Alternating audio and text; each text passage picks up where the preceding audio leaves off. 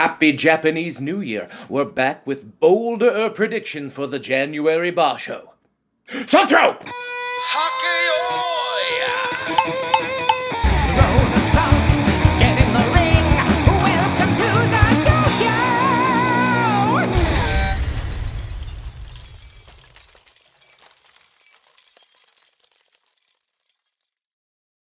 Hello and welcome back to the Dohyo here on Mr. JWags channel. Yes, it is 2026 and we are back with a new year, a new-ish haircut, and a brand new title sequence. So if you're the type who skips through the title sequence, check it out. Now, 2025 was an incredibly eventful year in sumo, and I cannot wait to see what happens in 2026. So our first bold prediction, Ozeki Kotozakura will get 8 wins. I know this doesn't feel that bold, this seems to be what he usually does, but we're going to call it right on the spot. He's going to get another 8 and 7. Now, Kotozakura made Ozeki and got his first Yusho in 2024. 2025 seemed to be a lot of just sort of holding serve and trying to get through these injuries. Let's see if he can actually get through them and stay at Ozeki, or possibly even better. Bolder prediction, new Ozeki Aonishiki will get under 10 wins, but still get a Kachikoshi, so 8 or 9 wins. Now this may feel like a little bit of a change-up for Mr. JWags. I was very, very pleased with Aonishiki last year. He did even better than I expected, made Ozeki, won his first Yusho. I even put a number 1 in my Whose Year Was 2025 episode. If you haven't checked it out, it's a good one. So what do I think the problem is going to be? Well, to start, when you win your first Yusho, I know you get feasted a lot. When you get promoted to Ozeki, you tend to get feasted a lot. I don't think he's like hungover. I mean, he's 21 and from an Eastern European country. He should be fine on that. But there have been a lot of distractions and a lot of obligations for a new champion and a new Ozeki. And I just think that that amount of distraction and possibly time away from training will be the difference this time. And Aonishiki's only been up in the top division for, frankly, less than a year at this point, and he's been moving very fast. So he's only really had 2 or 3 cracks at the top level of sumo. He clearly has had a bit of an adjustment to them, but I think now we are at the point where they are going to start adjusting to him, and we may see a little bit of a pushback on this. I am still expecting a winning record, but I am expecting his worst win total in Makuuchi to date. I kind of hope I'm wrong about this one, but I've got a feeling. There will be at least 4 Makuuchi Kyujo in January. And I'm filming this before the Kyujo announcement, so I can't lock any away right now. I just feel like we have had a lot of good Kyujo luck. I mean, day 15s and 14s notwithstanding. But in general on Makuuchi for the past few tournaments, we haven't had any real, oh my goodness, who will be facing anyone on the last day sort of tournaments that we've had in years past. I mean, it's winter, so not only is it flu season, but it's cold, so it's going to be harder to get your body warm to perform the sumo. And I would expect more soft tissue and muscular type injuries. And the bolder prediction, 2 of those Kyujo will come from the Sanyaku. I know, we're back with a perfectly balanced 8-man Sanyaku again, I love that, but I've just got a feeling this time, we're not going to get all 8 finishing the tournament. The Sanyaku is younger than it has been in a while, but we still got some veterans in there. Takayasu feels very overdue for a Kyujo, and Kirishima, he's been on and off for the past few years, so this feels like it could be a tournament that isn't off. Now it's time for 3 Up, 3 Down, a recurring segment where we look at several wrestlers who I think might be underranked and will have a great tournament, and several wrestlers who I think are overranked and might not have the best January. Now my 3 down are going to be pretty easy because they're pretty much all in a row on the Banzuke. Maegashira 1 East, Ichi Yamamoto. Maegashira 2 East, Ura, and Maegashira 3 East, Takanosho. Now, Ichi Yamamoto has been hanging around Makuuchi since about July 2021, so it's not like he's new to the top division, but if you look at his records, things have been going better in the past year. He basically hung around the Juryo low meg line up until the first tournament of 2024, and then if you look at the wins from 2024 to 2025, he's clearly trending upward. But is Ichi Yamamoto ready to handle everyone in the Sanyaku in the first week? Now, he ended the November tournament with an 8-match winning streak, so it looks like he's got momentum, but if you look at who he beat, he really wasn't beating any Sanyaku members, and we have just such a strong top of the Banzuke right now.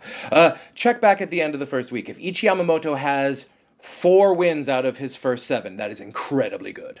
But if you're asking me, a guy who just turned 32 isn't going to be making a whole lot of noise up at his Maegashira 1 debut. Now, Ura has been a bit surprising to me. He's gotten 3 consecutive Kachikoshi in a row, which he has not done for a while, and it's brought him all the way up into the Joy. I wasn't expecting him to do too well in the last tournament, but he ended up getting an 8 and 7. Now he's up at Maegashira 3, so clearly he's okay with facing these top-level people, at least to a 50-50 degree. There's always a large element of chaos and luck in Ura's sumo, and I just think this time he's probably going to be closer to a 6 and 9. And Takanosha, well, he's the yo-yo. He's going to keep bouncing on up and down until we find a true talent level. But it just seems like the pattern is he keeps working his way up until he gets up into the Sanyaku Joy region, and then he gets beat all the way down to like low Maegashira, where he dominates, and then he starts working his way back up again. So I'll be interested to see if this is the year where Takanosha sort of like hangs out at like one level for a while. But that being said, I do enjoy watching Takanosha, but I'm not expecting more than, say, 5 wins from him in the Joy. And now the first up, Maegashira 6 East, Hirado Umi. Now, I love Hirado Umi. I love his, like, little man skills, but, like, big sumo energy. It seems like he's having a really productive practice session between last Basho and this Basho, and frankly, if you look at his past year or so, Maegashira 6 seems to be the floor for Hirado Umi. Now, I don't expect him to, like, go nuts this year. Maybe he'll make it up to Komusubi Sekiwake 1 or 2 more times. I'm not expecting Ozeki runs, but right now, Maegashira 6 feels a little low for Hirado Umi. Next up, Maegashira 16 East, Asanoyama. Yes, the former Ozeki and champion has now returned for his 3rd trip through Makuuchi, and it seems like he's in pretty good shape. He's coming off of 2 consecutive 12 and 3s in Juryo, and just frankly, the line between the top of Juryo and the bottom of Makuuchi isn't that big right now. So I'm expecting a guy who got 2 consecutive 12 and 3s to get at least 10 wins at Maegashira 16. Last up, Juryo 3 East, Fuji Ryoga. Fuji Ryoga started his sumo career last year as a Makushita Tsukedashi, and he has rocketed up the Banzage with the quickness. He ended up winning a 13 and 2 Juryo Yusho in his Juryo debut, and now he's up at Juryo 3, and frankly, I don't think he's going to get another 13 and 2, but the Juryo hasn't changed that much from like low Juryo to top Juryo. So I'm expecting at least 10 wins and possibly another Juryo Yusho out of Fuji Ryoga, but I would be very surprised if he is not in Makuuchi in March. And let's take a pause just to thank our patrons here. Thank you so much for your support. It really, really makes a difference. If you haven't checked out the Patreon, check it out. We have a patrons-only Hagakioi that will be up before the January tournament. Now we've come to the recurring segment, Oh Which Way We Going?, where we look at wrestlers whose careers have come to a bit of a crossroads, and we discuss which way they're going. The first 2 I'd like to talk about are Maegashira 1 West, Yoshinofuji, and Maegashira 7 West, Fujinokawa. My big question with these 2 guys is, where is the ceiling going to lie? Now, Yoshinofuji has had an amazing 2025. After all, like, he hasn't even had an entire year in Makuuchi. This is just his 4th Makuuchi tournament, and he's already up at Maegashira 1. It is obvious he is insanely talented, but it also seems that he's not quite as talented as, say, the Aonishiki and Onosatos we've had in the past couple years. So if we're expecting an equally fast Thunderbolt, I don't think we're going to get there. I think Yoshinofuji is going to hit a ceiling at some point, and it might be here in this tournament, but we will see. As I've said about Aonishiki, Yoshinofuji hasn't been there that long, so I think we might start seeing other wrestlers starting to adjust to Yoshinofuji in the near future. Yeah, but that said, I thought, like, Aonishiki was going to hit a ceiling eventually, and so was Onosato at some point. So that's just because most wrestlers do, but that doesn't mean that all wrestlers will. And for Fujinokawa, he is at his career-high rank at Maegashira 7 West. There is no question about the amount of fight in this dog. My question is the size of the dog. Right now, he's one of the smallest, if not the smallest guy in Makuuchi, and just sumo history tells me those guys top out maybe at Komusubi.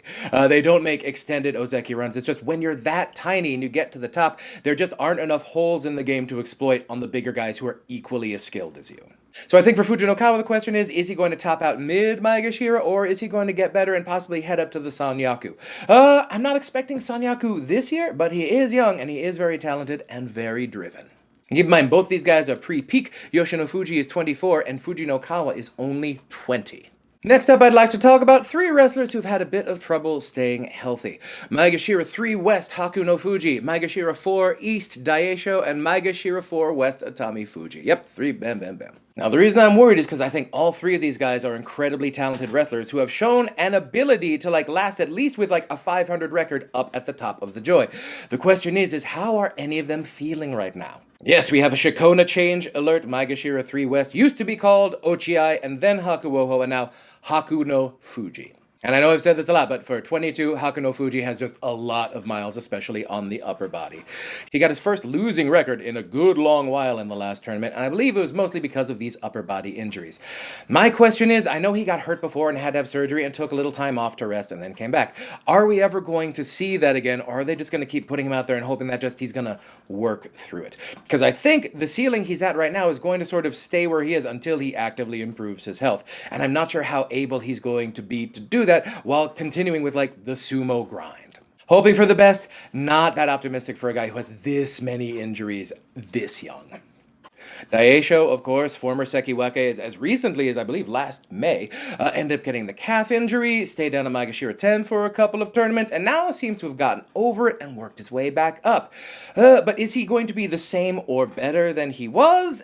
Doubtful at this point in his career. I would hope he would like to be able to stick around at like a Joy lower Sanyaku level and not maybe fully, completely drop out. But I think we're going to learn a lot about that this tournament. And Atami Fuji. I mean, this is a guy who already has 3 June Yusho, but can't seem to get like a double-digit winning record in the Joy or the Sanyaku. He's still very big, he's still very excellent, but I think we're running into a few of these like Ichi Nojo problems where he's getting a little too big. He's losing a bit of the mobility, and frankly, I don't think that hip arthritis is going to get better with more weight on it. So maybe Atami Fuji could drop a little bit of weight this year. I mean, he's already so big, no one's going to be throwing him easily, but I'm hoping this is year we see a slightly svelter, a little more agile Atami Fuji. If not, I think we're going to see his true talent level as hanging out in a little bit lower than this in the Maegashira ranks. And last up for this segment, Juryo 14 West, Kazuma. Now, Kazuma has been around a little bit longer than we may imagine. He was a Makushita Tsukedashi in July of 2024. And that seems like it's a long time for to get to Makushita Tsukedashi up to making your Juryo debut. Well, he got hurt in his very first tournament and ended up dropping all the way down to Jonokuchi and have to fight his way all the way back up from the bottom.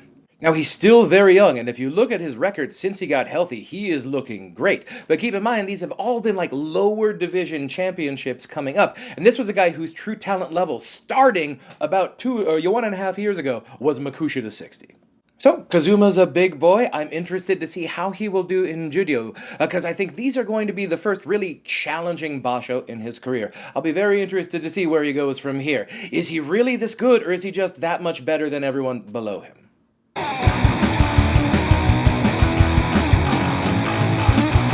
Bold prediction, I think that Komusubi Wakamoto Haru will get the only 15-day Makekoshi in the Sanyaku. I'm not expecting him to do that well this tournament. I'm expecting a 6-9, a 7, and an 8. But I am expecting him to wrestle all 15 days, and I think in the Sanyaku he's going to be the only one to do that with a losing record. Bolder prediction, and I know I've done this one before, but Oho will get his first Kachi Koshi in the Sanyaku. Yeah, I think he's due. I think the Sanyaku will be a little bit lighter because of injury this tournament. And he's a young man who's been getting just slowly better and better and better. I have to believe he's going to turn that corner and get that first winning record in the top ranks. And I think it's going to happen in January. All right, here comes the Yusho pick. But first, my bold prediction: Ono Sato will not complete the tournament. Yes, Yokozuna Ono Sato, as I've mentioned many times since last November's Basho, has gotten hurt for the very first time in his career, serious enough to miss a match. And not only have serious to miss a match, to miss a possibly Yusho deciding match on day 15. So there have been conflicting reports from practice. He's saying he's feeling fine. Other people are saying he's looking cautious. Some other people are throwing shade saying, yeah, but he always dogs it in practice. So it's hard to see where he's going to go with this one. But frankly, if I were Ono Sato and there were any doubt about the future health of that shoulder, take the tournament off. You're a Yokozuna. You've got a little bit of road. Just take the tournament off. And I think if he starts weak this tournament, he's going to end up doing just that. So my Yusho prediction, Yokozuna Hosho-ryu will defend his January Basho title with a 13-2, no playoff. I mean, if these predictions, even most of them come true, we'll be looking at a bit of a depleted top of the Bansake. And if Hosho-ryu is ready to take advantage, I think he will. He's managed to get over that hump of giving up so many Kinboshi. He might give up one this tournament, but I'm not expecting more than 2 losses from our January champion, Hosho-ryu. Thank you so much for joining us here on the Dohyo. If you haven't already, please like, subscribe, and comment. Interaction is the only way YouTube knows that you love the Dohyo. So please do it. It's free. And again, thank you to the patrons so much for your support. Please check out the Patreon if you haven't. I will be filming the patrons-only Hagaki Yoi right after this. Stay tuned to the channel. We're going to have all of our amazing January coverage coming up, including the mid-basho quick strikes and the wrap-up forthcoming, along with some fun bonus episodes I've got planned. So everyone, stay safe, stay strong, stay healthy, and I will see you next time on the Dohyo.